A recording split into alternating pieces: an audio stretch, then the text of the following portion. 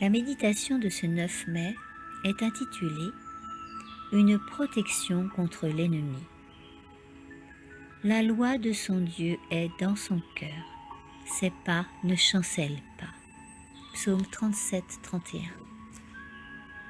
De nombreuses personnes sont surprises par la force du péché parce qu'elles n'étudient pas les Écritures. Elles ne sont pas sur leur garde et sont une proie facile pour Satan. De merveilleuses possibilités sont offertes à ceux qui font leur les préceptes divins de la parole de Dieu. De glorieuses vérités sont proposées au peuple de Dieu. Ces enfants ignorent trop souvent qu'il a en réserve pour eux des privilèges et une mission qui sont révélés dans la Bible. S'ils suivent le chemin que Dieu propose en toute humilité et dans un esprit d'obéissance, et s'ils font sa volonté, ils en apprendront chaque jour davantage sur les oracles de Dieu. Mais la foi précieuse inspirée de Dieu communique la force et la noblesse.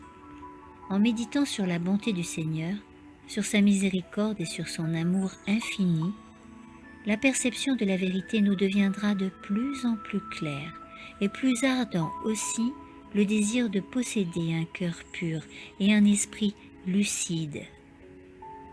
L'âme qui respire l'atmosphère des saintes pensées est transformée par cette communion avec Dieu qui résulte de l'étude de sa parole.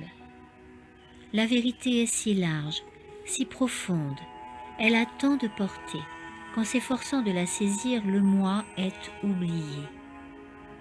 Le cœur en est attendri et devient humble, bon, aimant. Une sainte obéissance fortifie les facultés.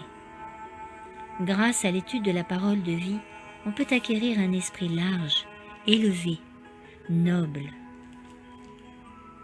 Les jeunes intelligences ne peuvent atteindre un plein développement si elles négligent la parole de Dieu, la plus haute source de sagesse. Nous sommes dans le monde que Dieu a fait, en présence du Créateur. Nous avons été créés à son image. Il veille sur nous avec amour et avec sollicitude. Voilà des sujets magnifiques, dignes d'occuper la pensée et de la diriger vers de vastes champs de noble méditation. Après que l'on aura ouvert son esprit et son cœur à la contemplation de tels sujets, l'on ne trouvera plus de satisfaction dans les choses triviales et sensationnelles. La Bible est infiniment digne de notre attention et de notre révérence. Ne nous contentons pas d'une connaissance superficielle, mais recherchons la pleine signification des paroles de vérité, afin de nous abreuver en profondeur à la source des oracles sacrés. Amen.